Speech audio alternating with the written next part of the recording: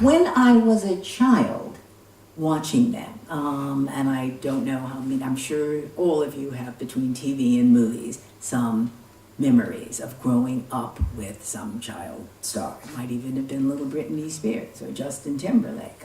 But when I was a child watching them, it seemed like a fantasy of exquisite power, utterly come true. The child was at the center of the story that everybody cared about.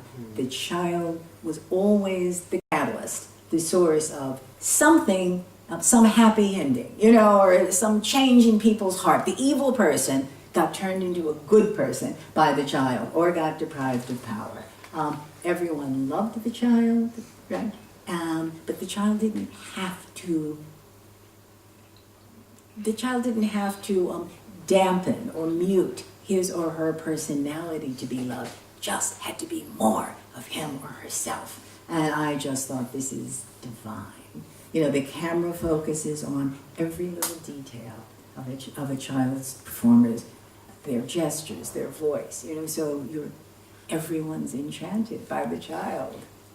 And you were saying that your intro to Michael was the Jacksons. Can you remember the first moment you saw? Well, I remember more clearly, actually. I saw them on TV. Maybe the Ed Sullivan Show, like you see the Beatles on Ed Sullivan, you see the Jacksons.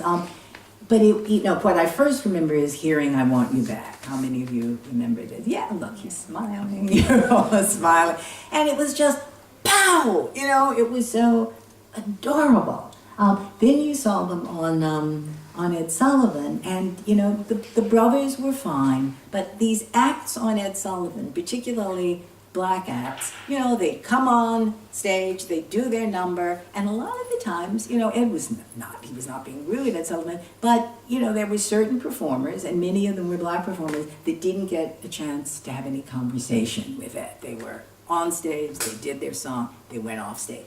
He spoke to the Jacksons, but he really spoke to Michael, who was very self-possessed. You can go see pictures from that show, you can see videos of it. Yes, it's the little piping, wild voice. I belong here. Yes, I'm Michael Jackson talking to Ed Sullivan. Whoa. Precocity. It was real precocity.